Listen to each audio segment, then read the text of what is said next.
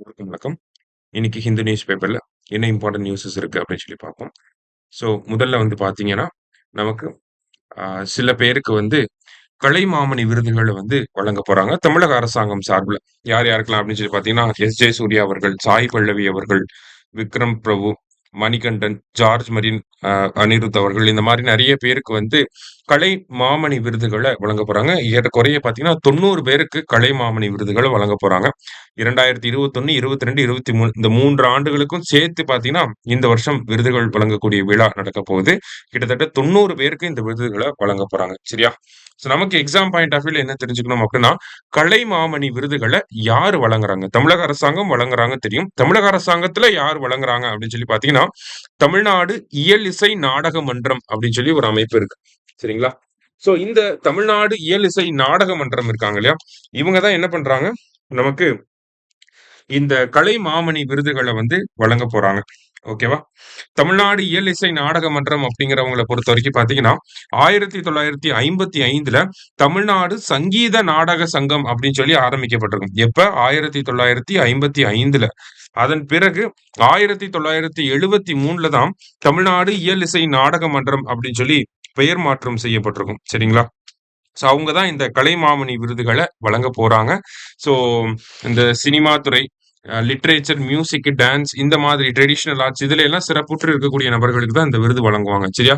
So அந்த வகையில இந்த வருஷம் கலைமாமணி விருதுகள் அதாவது இந்த 3 வருஷத்துக்கு குமுலேட்டிவா சேர்த்து இவ்வளவு பேருக்கு வழங்க போறாங்க. ஓகேவா? முக்கியமான விஷயம் தமிழ்நாடு இயலிசை நாடக மன்றம் அப்படிங்கிறது தான் இந்த இடத்துல முக்கியமான விஷயம். சரியா? நல்லா பார்த்து வச்சுக்கோங்க. அடுத்ததா பார்த்தீங்கன்னா செய்திகள்ல நமக்கு இந்தியாவோட ஃபுட்ல வந்து பார்த்தீங்கன்னா, சால்ட் கன்டென்ட் வந்து அதிகமாயிட்டே போகுது அப்படிங்கிறத இந்த இடத்துல சொல்லியிருக்காங்க. ஓகேவா? ஸோ WHO படி பார்க்கிறப்ப, ஆவரேஜா ஒரு நாளைக்கு நம்ப 5லிருந்து 6 கிராம் அளவுக்கு சால்ட் வந்து எடுத்துக்கலாம். ஆனா இந்தியன்ஸோட டயட்ல வந்து பார்த்தீங்கன்னா, ஆவரேஜா 8லிருந்து 11 கிராம் அளவுக்கு நம்ம சால்ட் எடுத்துக்கிறோம். அது சின்ன வயசு பசங்கள்ல இருந்து சரி, young elder people senior citizens வரைக்குமே சரி, எல்லாருமே 8லிருந்து 11 கிராம் அளவுக்கு நம்ம சால்ட் கன்டென்ட்ட வந்து எடுத்துக்கிறோம். நம்மளோட ஃபுட்ல சால்ட் கன்டென்ட் அதிகமாகறப்ப என்ன ஆகுதுன்னா, நமக்கு ஹைப்பர் டென்ஷன் அப்படிங்கிறது வருது. ஹைப்பர் டென்ஷன் மட்டும் இல்லாம, நமக்கு கார்டியோவாஸ்குலர் டிசீசஸ் அப்படிங்கிறது வருது. இந்த ஹார்ட் ரிலேட்டடான பிரச்சனைகளும் வருது. அதே மாதிரி பார்த்தீங்கன்னா, நமக்கு இந்த நான் கம்யூனிகபிள் டிசீசஸோட இம்பாக்ட் அதிகமாகுது. அதே மாரி ஒபிசிட்டி இந்த மாரியான விஷயங்களும் அதிகமாகுது. இதற்கு முக்கியமான காரணம் நம்மளோட உணவு பழக்கவழக்கங்கள். நம்ம வீட்ல சாப்பிடக்கூடிய ஊறுகாய், அ அ அப்பளங்கள், அது மாரி பார்த்தீங்கன்னா, நம்ம வெளிய சாப்பிடக்கூடிய ஃப்ரைட் ரைஸ் இந்த மாரியான விஷயங்கள். நம்ப ஸ்நாக்ஸுக்கு சாப்பிடக்கூடிய லேஸ், குர்குரே இந்த மாரி எல்லாத்துலயுமே பார்த்தீங்கன்னா, சால்ட் கன்டென்ட் அப்படிங்கிறது அதிகமாகும். ஒருத்தர் அதிகமா சால்ட் எடுத்து பழகிட்டாருன்னா, அவரு அத விட நெக்ஸ்ட் டைம் சாப்பிடுறப்ப இன்னும் கொஞ்சம் சால்ட் அதிகமா எடுத்துக்கணும்னு தான் நினைப்பாங்க. ஏன்னா, அந்த டேஸ்ட் பட் அதுக்கு ஏத்த மாரி அடாப்ட் ஆயிரும். ஓகேவா? அப்ப நம்ம சால்ட் ரிடக்ஷன் வந்து இம்மீடியட்டா பண்ணணும் அப்படிங்கிறத இந்த இடத்துல சொல்ல வராங்க. ஓகேவா? நம்ம எடுத்துக்கக்கூடிய சால்ட்ல சோடியம் கன்டென்ட் இருக்கு. அந்த சோடியம் கன்டென்ட் அதிகமா இருக்க இருக்க என்ன ஆகுதுன்னா, நமக்கு என்ன அந்த ஹை பிளட் பிரஷர் அப்படிங்கிறது வர ஆரம்பிக்குது. இது வெவ்வேறு இம்பாக்ட்டோட நம்ம பார்த்தோம் இல்லையா? ஒபிசிட்டி, நான் கம்யூனிகபிள் டிசீசஸ், கார்டியோவாஸ்குலர் டிசீசஸ் இந்த மாரி எல்லாத்தோடையும் ரிலேட் ஆகுது அப்படின்னு சொல்றாங்க. அப்ப சால்ட் அதிகமா எடுத்துக்கிறப்ப நமக்கு கண்டிப்பா நெகட்டிவான ஒரு இம்பாக்ட் வருதுங்கிறது நமக்கு புரியுது. அப்ப சால்ட்ட கம்மியா எடுத்துக்கணும் அப்படின்னு சொல்றாங்க. இன்னொரு சஜஷன் என்ன குடுக்குறாங்கன்னா, சோடியம் பேஸ்டு சால்ட்ட யூஸ் பண்றத காட்டிலும் பொட்டாசியம் பேஸ்டு சால்ட்ட பயன்படுத்தலாம் அப்படிங்கிறது ஒரு சில தரப்பினர் வந்து அத ஒரு சஜஷனா குடுக்குறாங்க.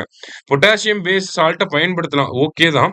இருந்தாலுமே என்ன பண்றாங்க அப்படின்னா, பொட்டாசியம் பேஸ்டு சால்ட்ட பயன்படுத்துறப்ப இந்த கிட்னி டிசீசஸ் இருக்கக்கூடிய ஆட்களுக்கு ஒரு சில பாதிப்புகள் ஏற்படுத்தும். அப்ப அத நல்லா ஸ்டடி பண்ணதுக்கு அப்புறம் தான் இந்த பொட்டாசியம் பேஸ்டு சால்ட்ட இந்தியாவுக்குள்ள கொண்டு வரணும் அப்படிங்கிறத சொல்றாங்க.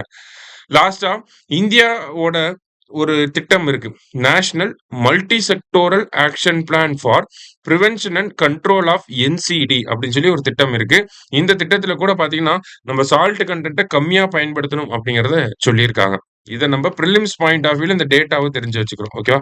National multi sectoral action plan for prevention and control of NCD அப்படிங்கிறது 2017ல இருந்து 22 வரைக்கும் நடைமுறைப்படுத்தி இருக்காங்க அப்படிங்கிறது தெரிஞ்சுக்கணும்.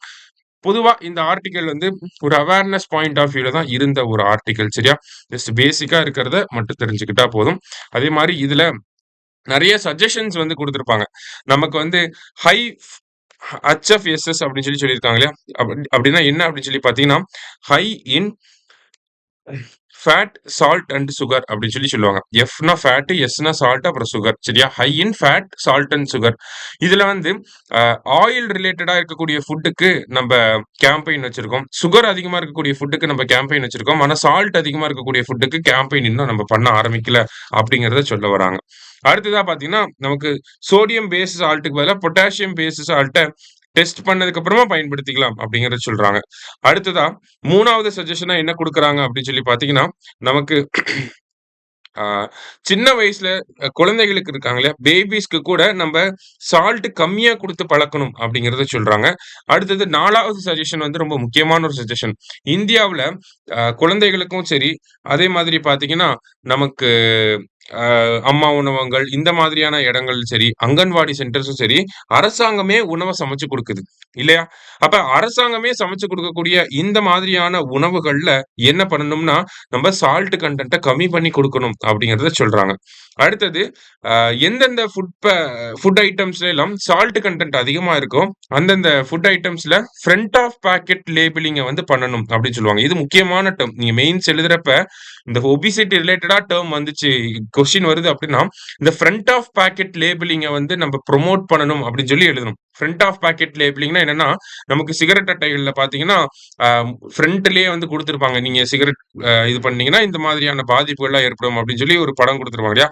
அந்த மாதிரி ஃப்ரண்ட் ஆஃப் பாக்கெட் லேபிளிங்க வந்து பண்ணணும். என்ன மாதிரியான நெகட்டிவ்ஸ்லாம் இருக்கு இந்த ஃபுட்ட சாப்பிடுறப்ப அப்படின்னு சொல்லி அத லிஸ்ட் அவுட் பண்ணணும் அப்படிங்கிறத குடுக்குறாங்க. சரியா? லாஸ்ட்டா கம்யூனிட்டி லெவல்ல ஒரு இனிஷியேட்டிவ் தேவ. ஃபேமிலிலயே நம்ம பார்த்தோம்னா சாப்பிடுறப்ப நம்ம டைனிங் டேபிள்ல அந்த சால்ட்ட வந்து பக்கத்திலேயே வச்சிருப்போம். ஹோட்டல், ரெஸ்டாரண்ட்ஸ்ல போனீங்கன்னா, நமக்கு சால்ட் ஷேக்கர வந்து பக்கத்திலேயே வச்சிருப்பாங்க. இந்த மாதிரியான விஷயங்கள்லாம் தவிர்க்கணும் அப்படிங்கிறத சொல்ல வராங்க. சரியா? இதெல்லாம் நம்ம மெயின்ஸ் பாயிண்ட் ஆஃப் வியூல கோட் பண்ணி காட்டலாம். சால்ட் ஓவர்லோட், ஒபிசிட்டி கம்மி பண்றதுக்கு என்னெல்லாம் பண்ணலாம் அப்படின்னு சொல்லி கேட்டா, இந்த மாரியான விஷயங்கள நம்ம பண்ண முடியும். சரியா? அதுதான் இங்க குடுத்திருக்காங்க. லாஸ்ட்டா வந்து பார்த்தீங்கன்னா, நமக்கு இந்தியாவுல மெடிக்கல் சீட்ட வந்து அதிகப்படுத்த போறாங்க. அதற்கான அப்ரூவல் அப்படிங்கிறது நமக்கு கேபினெட்ல இருந்து கிடைச்சிருக்கு. சரிங்களா? ஸோ யுஜில எவ்வளோ சீட்ட இன்கிரீஸ் பண்ண போறாங்க அப்படின்னா, கிட்டத்தட்ட 5023 யுஜி சீட்ட இன்கிரீஸ் பண்ண போறாங்க.